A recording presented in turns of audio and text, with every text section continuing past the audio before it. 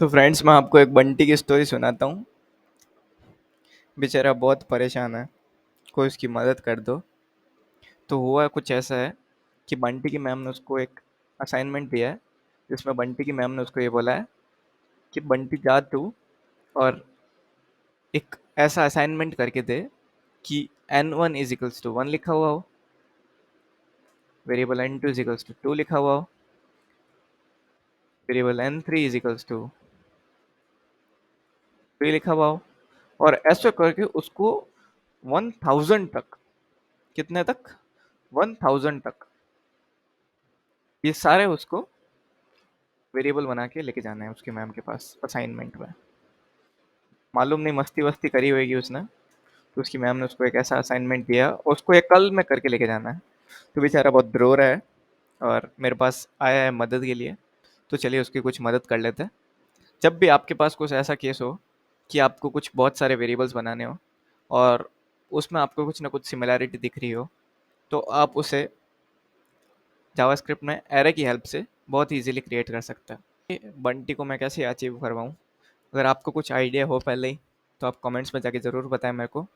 और उससे पहले चलिए देख लेते हैं कि एरे होती क्या है। तो एरे बेसिकली एक, मान सकते हो कि वेरिएबल्स को, बहुत सारे वेरिएबल्स को होल्ड करके रखेगा और वो भी एक ही प्लेस पे। तो मतलब आपको अगर कोई भी वेरिएबल चाहिए उसके बीच में से, तो आप उसको डायरेक्ट भी एक्सेस कर सकते हो। मैं आपको बताता हूँ कैसे। सबसे पहले जो बंटी की मैम ने उसको जो असाइनमेंट दिया, उसका आंसर देखते हैं कि वो कैसे होएगा। बंटी को बार बार जाके const n1 is equals to 1, const n2 is equals to 2 और const n3 is equals to 3, ये ऐसे करके 1000 तक उसको करने की ज़रूरत नहीं पड़ेगी। तो अब देखते हैं कि एरे क्या होती है। एक्चुअली एरे क्या होएगी, एरे हम लोग इनिशिएट करेंगे एक स्क्वायर ब्रैकेट से। कैसे? स्क्वायर ब्रैकेट से। और स्क्वायर ब्रैकेट के बीच में हम ऐसे कॉमा लगा के सेपरेट एलिमेंट्स लिख सकते हैं। जैसे हम लिख सकते हैं 1, 2, 3, 4, 5, 6, 7, 8, 9, 10।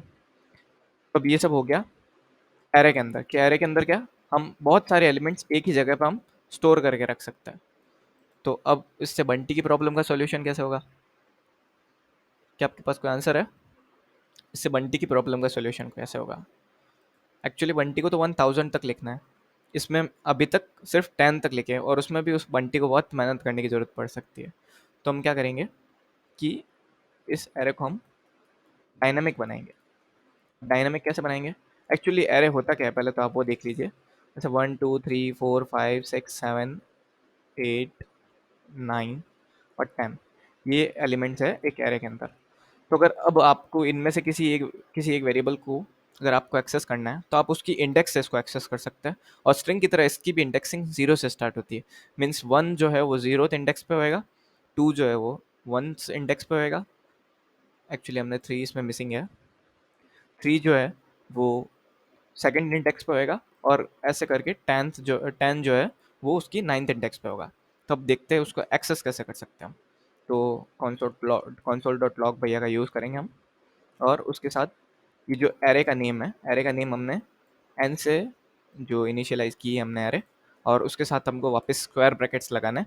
और उसके स्क्वायर ब्रैकेट्स के बीच में हमको इंडेक्स लिखनी है। इंडेक्स सपोज करो हमको फर्स्ट एलिमेंट एक्सेस करना है, तो उसकी इंडेक्स 0 होती है, तो हम 0 लिखेंगे। और ऊपर जाइए, टर्मिनल पर क्लिक कीजिए, न्यू टर्मिनल बनाइए और उसके अंदर आप नोड और फाइल का नेम जो है index.js। तो हमने फर्स्ट एलिमेंट जो है वो एक्सेस कर लिया और फर्स्ट एलिमेंट हमारे लिए 1 था। हमको चाहिए, हम सेकंड एलिमेंट करना है, तो हम 1 लिखेंगे।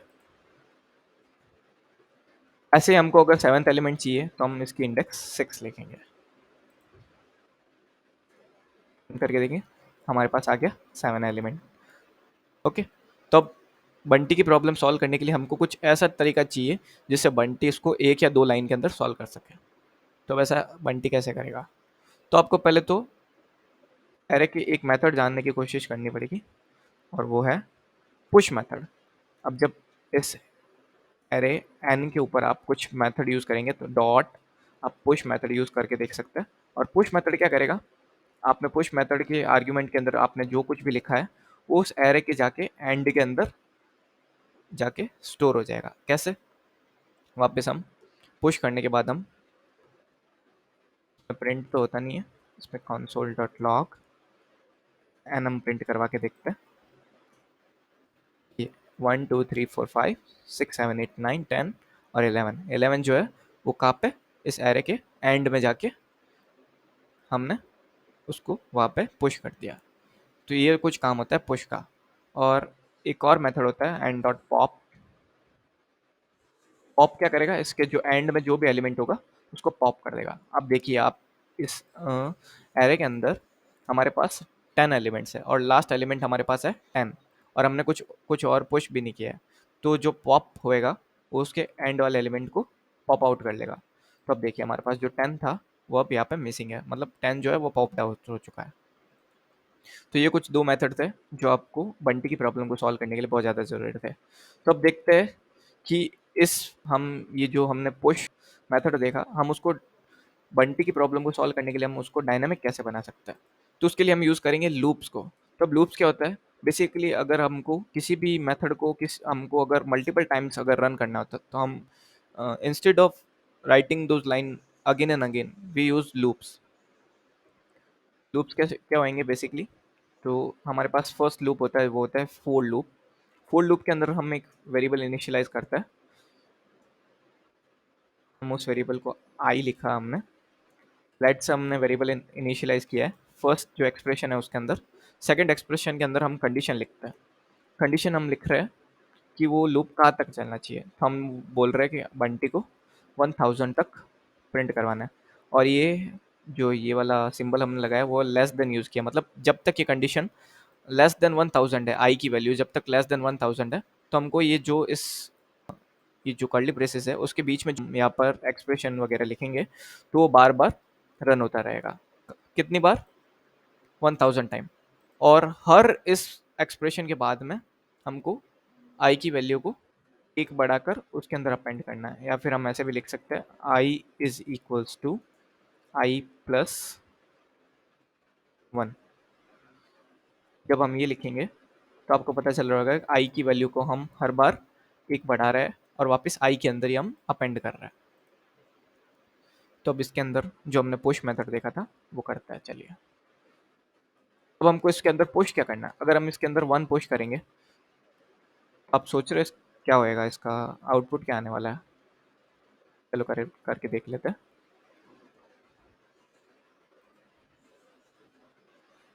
देखिए हुआ क्या है, 1 1 1 1 1 1 1 1000 टाइम प्रिंट हो गया। ये 100 बार लिखे हुए हैं और उसके बाद में 900 मोर आइटम्स मीन्स 1000 बार ये लूप रन हुआ और इस लूप ने क्या कर दिया, 1000 टाइम 1111 प्रिंट कर दिया।